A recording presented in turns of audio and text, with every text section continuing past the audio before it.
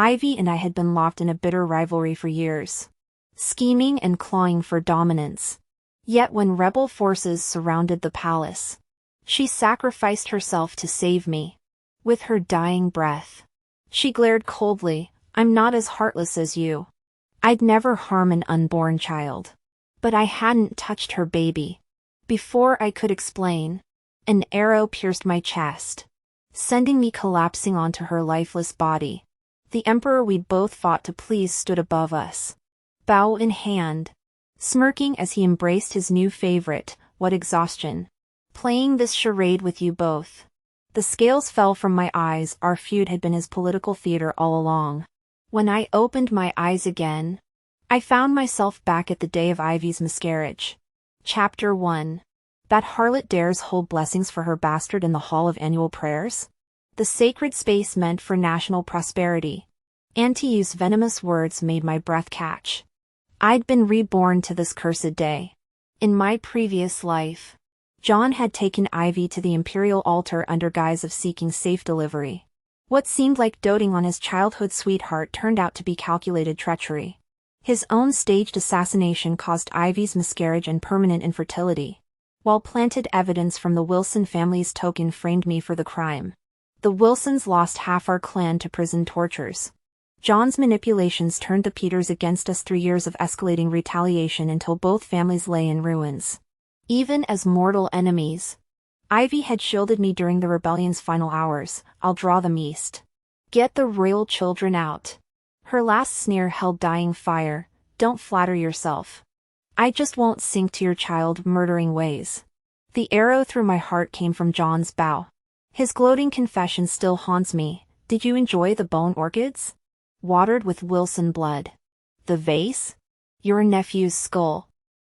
His laughter echoed cruelly. "That stupid bitch Ivy cherished her mother's bones as a wedding lute for years." "Your Grace?" Anti-U's voice snapped me back. I smiled, recalling how this viper had served me John's poisons and sweetmeats. "You're right, Auntie. I should act." Before she could react, my fruit knife found her belly. "Since you adore bone blossoms, let your flesh nurture one for the Emperor." Her shocked gurgle brought dark satisfaction. I called my maid. "Find Mike immediately. Warn him, Imperial altar ambush. Wilson tokens. Family annihilation." Emily paled but raced to obey. John's blood debt would be paid in full. This death was merely the first installment. And I rushed towards the prayer hall. This time, it wasn't Ivy's miscarriage, but John's scheme of discord that had failed. "Ivy. Wait!" The incense-bearing Ivy froze at my command, mere steps away from the assassination-targeted prayer platform. Her peerless beauty twisted with cold mockery as she demanded, "The auspicious hour has come. Why does Lily block my path? Even my unborn child carries royal blood. Are we unworthy of heavenly blessings?" John glanced dismissively at me. "Auntie, you? Escort Lily back to her chambers." Before he finished speaking, Ivy had already ascended the prayer platform with incense in hand. The glint of steel reflecting from treetops made my blood run cold. "Assassins!" I shouted. "Silence! How dare you spread lies before your emperor?" John's rebuke barely faded when arrows rained down towards Ivy. My hairpin deflected the first projectile. In that split second, Ivy's guards formed a protective circle. Yet the following arrows miraculously avoided John, slaughtering her defenders instead. Not escaping unscathed this time. With calculated force, I slammed my dagger's hilt into John's side, positioning myself as Ivy's human shield. As predicted, countless arrows embedded themselves in us both, 3 piercing John, my back becoming a pincushion. To the inner hall. "Heaven protects the Emperor." My shrill cry sent the dazed Ivy stumbling into the retreating crowd. John collapsed, blood foaming at his lips. "Assassinate the Emperor! Protect His Majesty!" My theatrical screams finally brought Mike storming in with troops. "Take one alive. Kill the rest." Within moments, royal guards overwhelmed the assassins. Ivy stared at my arrow-riddled form, Conflicted. I calmly removed the golden silk armor. Battlefield habits die hard. No need to mention my deliberate detour to don protective gear earlier. Dying with John? This lifetime? I'll claim better vengeance. Ivy's usual arrogance fractured. Check their tokens. She whispered urgently. Recognition flashing between us, she too remembered our past lives. Lock down the palace. No one enters or leaves. I ordered. The Wilson family token from a dead assassin already burned in my pocket.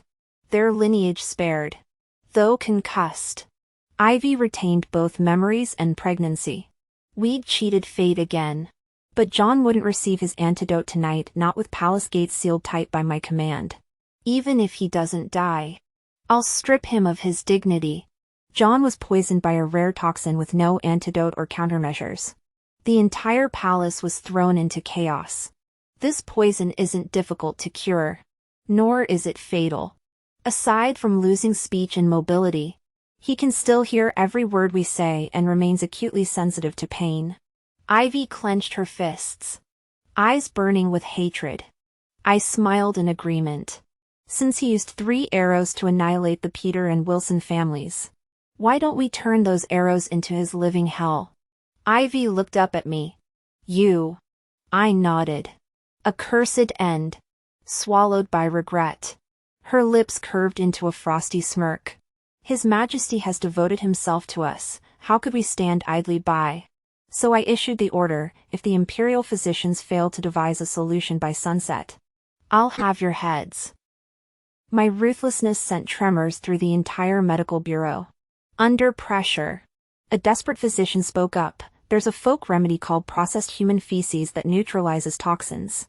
But His Majesty's divine stature cannot possibly. Try it. I cut in. As the physicians and the Dowager Empress hesitated, Ivy clutched her pregnant belly, weeping like a fragile blossom. Survival outweighs dignity.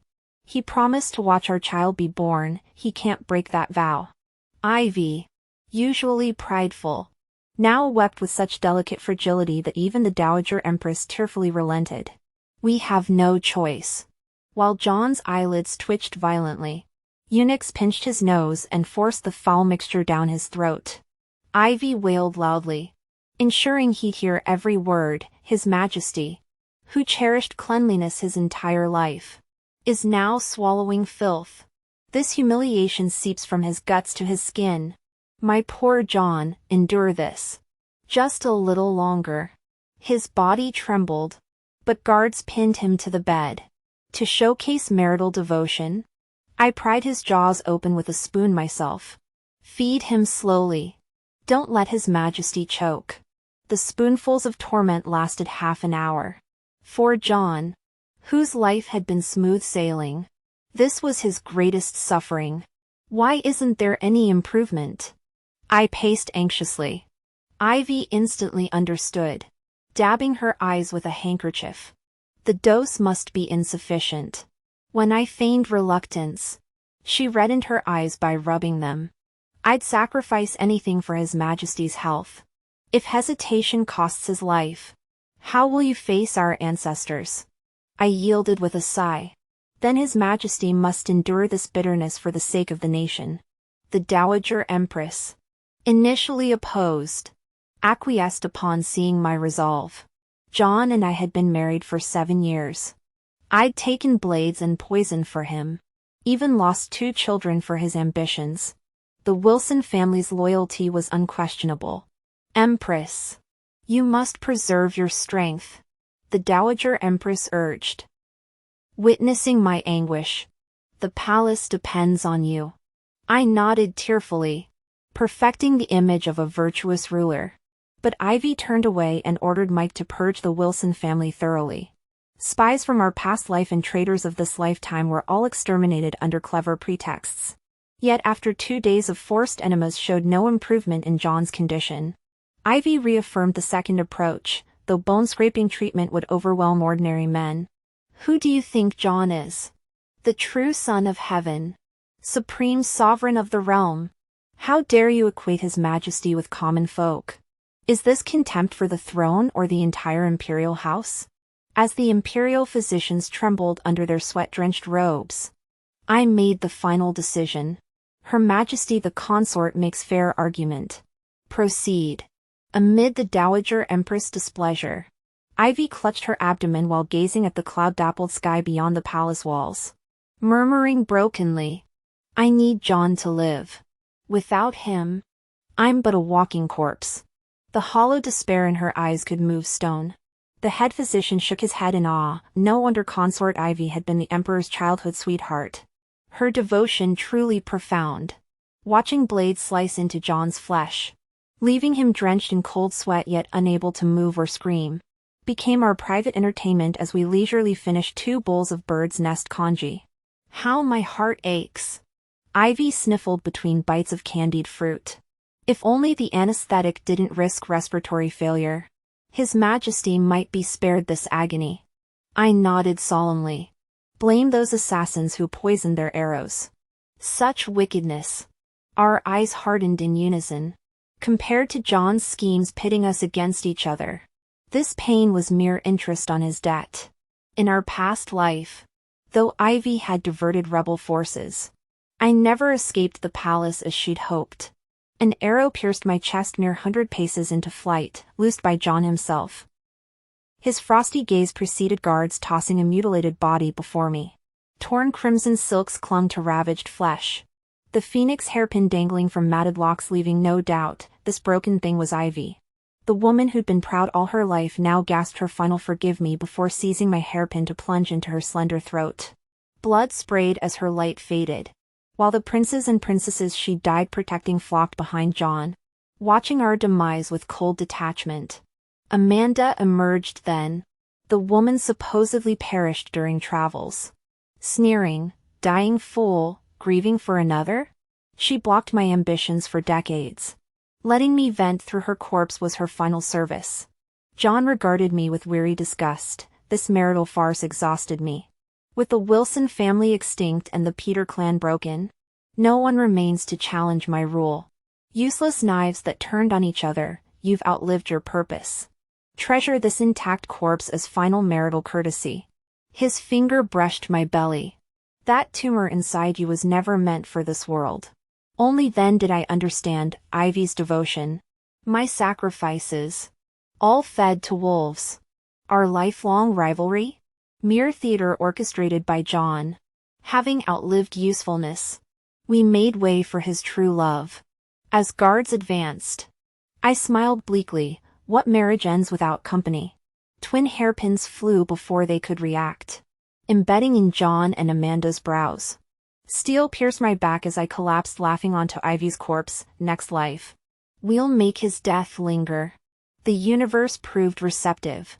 We awoke reborn, perfect for vengeance. Your Majesty. The wound on His Majesty John's back has worsened and is oozing black blood.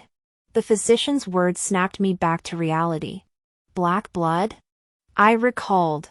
There's a type of venomous worm from the southern tribes that feeds on poisoned blood.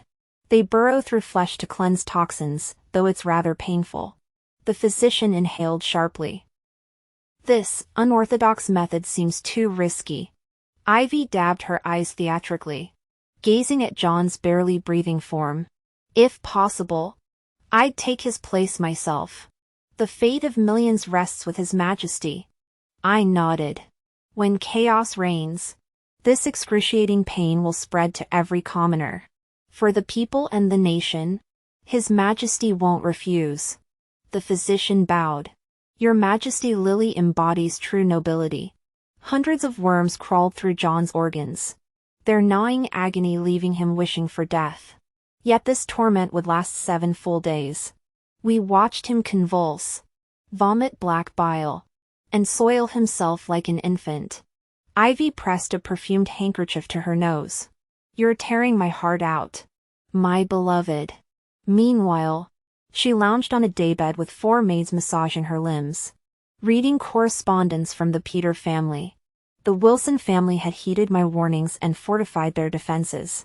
With the Peter family rooting out John's planted agents, his scheme to purge both civil and military officials collapsed. This time, we'd claim both his life and his throne. As Ivy and I intensified our preparations, John finally stirred. Through sheer willpower, the convulsing monarch pointed toward the palace gates, where his trusted agents and antidote should have been. Unfortunately, my brother Mike had already fed them to the fishes.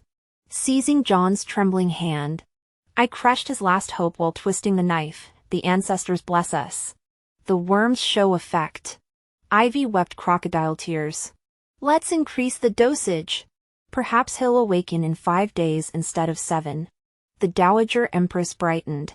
Then waste no time. After all, according to my previous life's memory, the royal physicians would develop the antidote in 2 days. We needed to maximize his suffering before then. The intensified worm infusion denied John even momentary relief. Daily flesh debridement and dead worm extraction drove him to attempt biting off his tongue, just as I'd done years ago after taking a poisoned blade for Crown Prince Mike. For 7 days, those worms had gnawed my organs raw.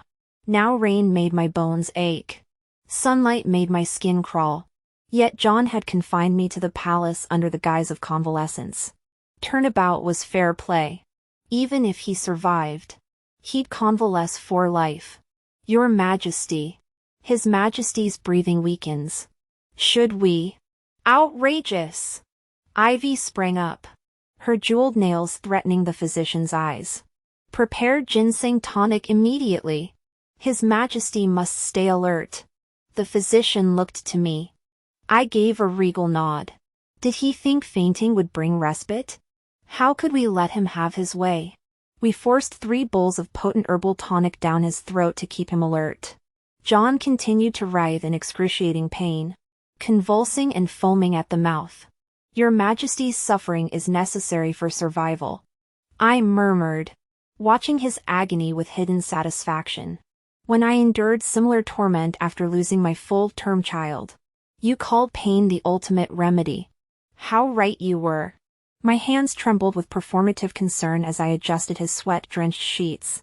The memory of my stillborn child burned fresh, a tragedy only John knew the truth about.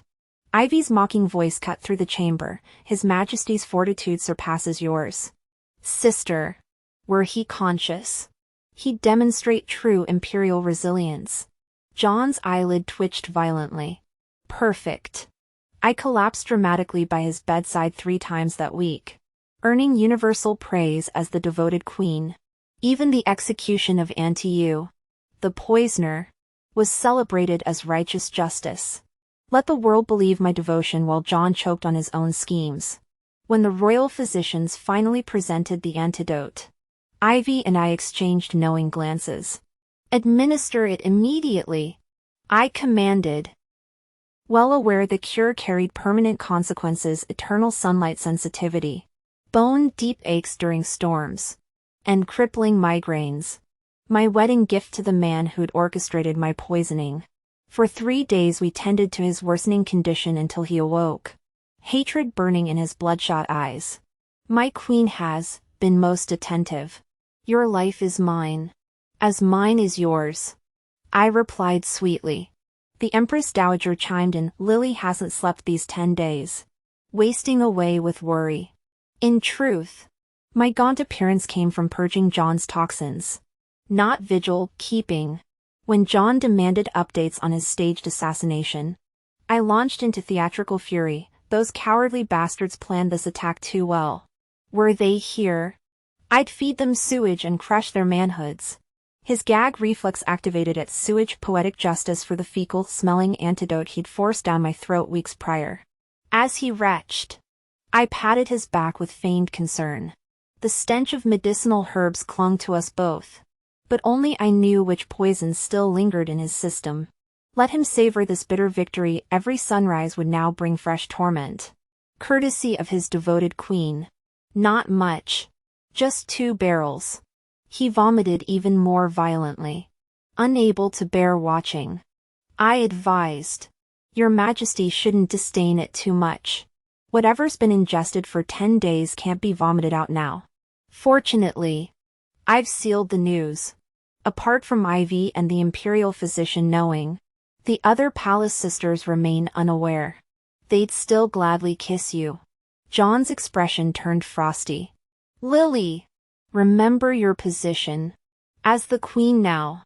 How dare you spout such vulgarities? I gave him an innocent look. Was it wrong to care for your majesty's well-being? I've always been like this before becoming queen. Didn't your majesty say you loved my straightforward, unpretentious nature? Have you suddenly changed your mind? The emperor, who loved flaunting affection, choked on his words. After a moment, he gritted out, "Where's Ivy?" So he wanted to whisper sweet nothings to Ivy and drive wedges between us again. Her pregnancy stress caused minor complications. But 3 physicians are attending her. She should improve soon, no need for concern. Though I wonder which scoundrel. I swallowed the remaining curse under John's dagger-like glare, hastily amending. Which vile creature hid blood, damaging herbs in her pillow? Thankfully I discovered it myself. Otherwise, her delivery would have been perilous. Another of John's schemes to eliminate Ivy's child had failed. Coughing violently, he clawed at the brocade quilt until his knuckles whitened. Since the queen has shown such life-saving grace and care toward Ivy, I ought to reward you. I declined with a smile. No need. Though I took 13 more arrows than your majesty while shielding her, like a human pincushion, at least the golden chainmail you despise saved me. Having stabbed his pride thoroughly, I prepared to leave. Rest well after this medicine, your majesty. I'll keep vigil at Ivy's Phoenix Palace. He stared incredulously. You're guarding Ivy? Turning with a radiant smile, I answered. Surprised? The child in her womb will call me mother. If I don't cherish the woman bearing my heir, who will? As I exited, his enraged roars followed, shattered porcelain echoing his fractured dignity. Worse yet, the Wilson family's spies and Peter family's informants had been eradicated overnight. His planned counterattack against my clan now floundered without pawns. Though he cursed my name venomously, moving against the Wilson military dynasty would prove arduous. I sneezed indifferently at his impotent fury. Missing this final dose of medicine? His own death warrant. Why make me feign illness? Ivy reclined against silk pillows. 7 months pregnant yet glowing with haughty vitality, mirroring her determined expression when mounting that doomed horse in our past life. Back then I'd vehemently opposed her joining the battle, knowing her martial inadequacy meant certain death. She'd glared at my belly. Stay put if you're with child. I'd been stunned. This woman who'd repeatedly cursed my unborn, born without an anus. Stupid spawn of a wicked heart, now, if it were a princess, I'd send her off to a political marriage alliance to spite Lily. I immediately defended myself. I swear I never harmed your child. Enough. If oaths worked, murderers wouldn't need blades. Ivy had grown tired of my explanations. She yanked the reins and galloped away without looking back, leaving only the clattering of her hairpin in the wind. Beneath the radiant moon, her fiery red gown became the last vivid memory she left this world. In the end, she saw the truth, consumed by regret and anguish, dying in my arms. Hey, don't start crying here. People might think Emperor John has died or something. Her sharp words choked back my tears. No need to voice your eager wishes so bluntly. Is there? Your precious sister is entering the palace. What's your plan? Ivy's gaze darkened. Humph. Psychological warfare? She's skilled. But so am I. Good. The root of our past misery at the summer palace needed eradication. I wondered if John would appreciate such a gift. The next day, the Peter family sent someone to visit Ivy in the palace. Just like in our previous life after her miscarriage, they left her half-sister Amanda behind. This time, Ivy's child remained unharmed, and her health intact. The Peters couldn't openly pressure her to bring Amanda into the royal household. But Amanda grew restless. Within moments of sharing tea, she discovered a strange scent in Ivy's hairpin. Her dramatic gasp sent the matron into hysterics. Chaos erupted in Gwangju Palace, summoning imperial physicians. Alarming the Empress Dowager, all culminating in the medical bureau pulling my prescription records. Barely stopping short of accusing me of poisoning Ivy. Amanda dabbed her eyes with a handkerchief. My sister's too trusting. Falling victim to such schemes. Without family support. How can she protect the royal heir in this den of wolves? In our past life, a terrified Ivy might have yielded. Now, Ivy clutched her belly and appealed to the Empress Dowager. Oh, Verriger. Amanda coerced Ivy's matron to accuse me. The matron says this hairpin was the Queen's gift. Your Majesty, Lily might feud with my sister. But you'd never harm the royal heir. I understood perfectly. Meeting Amanda's icy glare during Ivy's silence. I countered, do you know the penalty for slandering the Queen? Punish me however you wish if I'm wrong. She sneered. Relieved. I let Ivy tearfully beg the Empress Dowager for justice.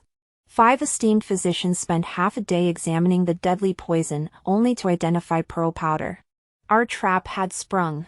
The grand spectacle meant to condemn me instead exposed Amanda as the slanderer. For the sake of the imperial consort, I'll show leniency as warning to all. 40 lashes. Amanda paled. Shrieking denial, she'd personally planted the poison. Toppling the Queen. Dividing the Peter and Wilson families. Securing her own position, her threefold scheme proved ruthless. Your Majesty. The physicians must have erred. I know medicine, that hairpin contained real poison. The Queen bribed them. Empress Dowager. Please. Slap. Slap. The Empress Dowager's matron struck her twice. 3 of those 5 physicians are Her Highness's longtime associates. Why not accuse the Empress Dowager of bias directly? After being beaten, Amanda finally cowered in fear. She crawled on her knees toward Ivy, pleading, Sister Ivy, save me. Though it was rash and a misunderstanding, I only had your best interests at heart. You can't abandon me, we're flesh and blood. Besides I'm carrying. Sister! Ivy coldly cut off her plea. Amanda's eyes lit up with hope.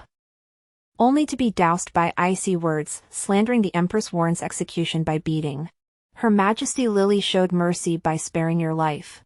You should be grateful. Though a bastard, you were raised by our mother.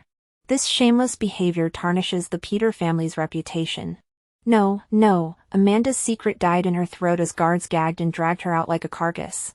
A eunuch slipped away from the chaos, hurrying toward the Emperor's quarters. Ivy and I exchanged glances, the show was about to begin. Under the palace's watchful eyes, the bamboo rods fell mercilessly. Amanda's beauty contorted in silent agony. Muffled screams trapped behind the gag. 10 strikes left her limp and ghostly pale on the punishment bench, a broken doll. My loyal executioner wielded precise cruelty. Each blow to her lower back ensured she'd never walk properly again. Even if she survived. Ivy's eyes glistened with anguish and fury, betrayed by kin who'd poisoned her tea and caused 2 miscarriages. Nearly claiming her unborn child. The swapped hairpin had been our vengeance. Now John would taste his own medicine. When John rushed in, cloak billowing, he found Amanda unconscious in a pool of blood, crimson staining her disheveled hair. She lost the child. Thunderstruck, John turned ashen. Eunuchs steadied him as he choked out, what? She was pregnant? The Empress Dowager's face darkened. An unmarried girl's ruined virtue dooms her family and herself. We'd made certain John witnessed how his favor had destroyed his lover. Ivy feigned shock. Trembling, who's the bastard that abandoned her? The Peters must drag this coward from his hole. Cut off his manhood, let him die 1,000 deaths as the world spits on his grave. John's fists clenched until knuckles whitened. Gutted by every word. Mere steps away. His lover lay dying, an uncrossable chasm. Agony. Isn't it? Yet when he slaughtered my Wilson family clan, I knelt bleeding on frost-covered stones all night. Pleading. He never flinched. Now I returned his heartache tenfold. Any man who beds an unmarried girl deserves castration and eternal scorn. The Empress Dowager sneered, silencing John's unspoken plea. Though ruthless enough to poison his own brothers for the throne, even this would-be immortal emperor couldn't stomach his lover's butchered body, or the secret that died with it. The methods used to eliminate political adversaries were the most underhanded and utterly despicable, yet left no trace. Now that the child was gone and his lover's fate hung in the balance, John's reappearance would only compound his disgrace without altering the outcome. The Peter and Wilson families seized this opportunity to isolate him completely in court through calculated slander. The love of an emperor proved hollow indeed. He'd rather watch his beloved be publicly disgraced and perish without proper burial than risk tarnishing his own legacy. Witnessing his dearest child beaten to pulp while paralyzed with inaction, John chose reputation over humanity. Trash like her shouldn't be returned to the Peter household. Voices sneered. Dump her in the abandoned well. Why shouldn't the bastard share her watery grave? Others jeered. If she'd been virtuous, would this have happened? The crowd's venomous words pierced John like daggers. He collapsed, blood spraying from his lips.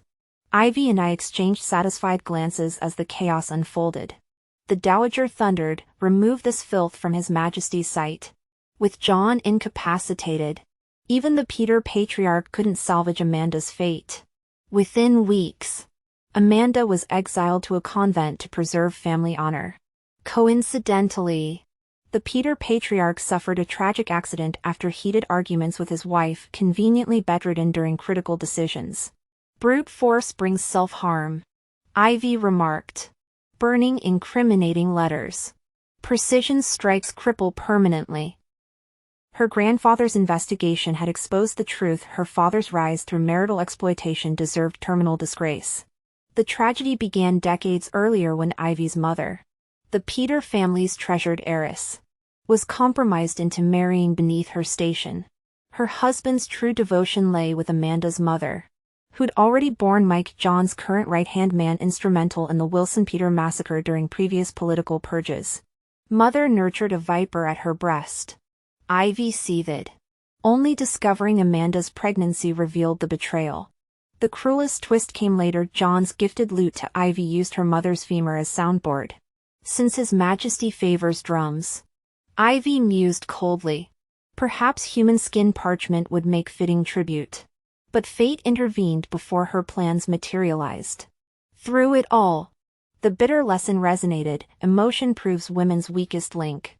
In gilded cages of propriety, fleeting affection becomes lifeblood until betrayal reveals its fragility. This pain can't compare to our past annihilation, Ivy vowed. The true horror lingered in unspoken revelations: how Amanda had flayed her adoptive mother alive during previous cycles of vengeance. Crimes mistakenly attributed to others. As winter's grip tightened, the Peter family's foundation cracked beneath accumulated lies. Amanda's exile marked not conclusion, but prologue to greater reckonings. In palace shadows, discarded bones still whispered warnings no one heeded. Ivy began experiencing severe abdominal pain after a brief visit from a junior concubine. Despite the prepared physicians and midwives, they remained helpless against the relentless hemorrhage. The junior concubine returned to her quarters, left a suicide note condemning the imperial consort, then took her own life in a deserted well, assuming full responsibility. In desperation, I recalled the life-prolonging elixir from Consort Ming's palace. After a clandestine hour-long negotiation within her chambers, I emerged with the precious remedy. Against all odds, Ivy's child entered this world safely. John's eyes reflected more astonishment than joy. Ivy and I exchanged knowing glances at his evident disappointment. Does Your Majesty disapprove of children? Perhaps this child born through my mortal struggle fails to earn your regard, not being the offspring of your cherished one. The Emperor winced inwardly. Amanda's unborn child, neither legitimate nor firstborn, had vanished without recognition, denying him even the chance to protect his own flesh and blood. He now comprehended how our calculated indifference and interventions had doomed Amanda and her child. His retaliation through the junior concubine's sacrifice to demand blood payment from Ivy had failed spectacularly. The heir apparent lived. The divine ruler found himself powerless in exacting vengeance, his fury burning silently as he forced himself to tolerate my presence. "This child shall be named Jonathan Wilson," he declared, the naming convention barely concealing his intent to proclaim the infant as crown prince. The Peter family, leaders of the civil bureaucracy, mobilized their influence accordingly. As childless empress, I had no intention of passive acceptance. The militaristic Wilson family began flexing its muscles, reigniting the century-old rivalry between our houses. Unbeknownst to the emperor, during his convalescence, the Peters and Wilsons had forged an alliance. True patriots care not whom occupies the throne, provided wisdom guides the realm. Any virtuous ruler commands our loyalty. Your Majesty. Out with it! The chief eunuch from Ivy's quarters prostrated himself, forehead striking marble. John massaged his temples irritably. "Speak!" Second young Miss Amanda, the eunuch trembled as teacup shattered against his bleeding brow. "Impudence!" The court froze at the emperor's outburst. Regaining composure, he amended. "The imperial consort requires rest. Why trouble her with trifles?" I interjected. "What befell Amanda?" "The young miss, ambushed by bandits outside the capital, her condition remains uncertain." Silence descended. Ivy and I observed coldly as the emperor's complexion transitioned from crimson to ashen pallor. The Dragon Tiger Mountain was heavily fortified, sheltering remnants of the former dynasty. A frontal assault would be futile, only cunning could prevail. "Grant me 10 days. I pleaded, "and I'll deliver justice to your Majesty." The entire court gasped. These mountain bandits had plagued us for years, costing countless lives. Even reducing the timeline to 3 days strained credibility. That very night, the Peter family sent grim news: bandits had delivered Amanda's severed finger. John led hundreds of guards to the mountain's base. Mike spearheaded the charge. Neither knew they marched into ambush. Amanda's affair with John had been exposed by her own brother's spies. The bandits rarely descended, yet they'd risked everything to abduct her specifically. We later discovered their motive: the former crown prince's mentor demanded Amanda's torture as retribution. By the time John's forces breached their defenses, they found Amanda's mutilated corpse displayed like a battle trophy, her head impaled on their standard. Ivy clutched her son, tears streaking her face. "Do you know how I died?" Her voice cracked. "I rode east to spare his child. But at the city gates, he shot my horse himself. When I crawled toward him, Amanda appeared at his side. She said she'd tired of my condescension, my pitying scraps of mercy." Her nails dug into her palms. "For one endless hour, they let soldiers defile me, carve humiliations into my flesh. Each cut killed me anew. Now tell me, Lily, was my vengeance truly cruel? The same rebels who'd murdered us in our past life now turned on John, though he survived their trap." The sight of Amanda's corpse devoured by jackals broke him. Physical wounds healed, but the shame festered. When court physicians declared his illness terminal, I performed my wifely duties without warmth. Let the world see their emperor's treachery exposed, the ruler who'd bedded his subject's wife, then sacrificed loyalists to hide his sin. Each labored breath he took deepened his infamy, while I, the devoted queen, tenderly administered poison with every healing draught.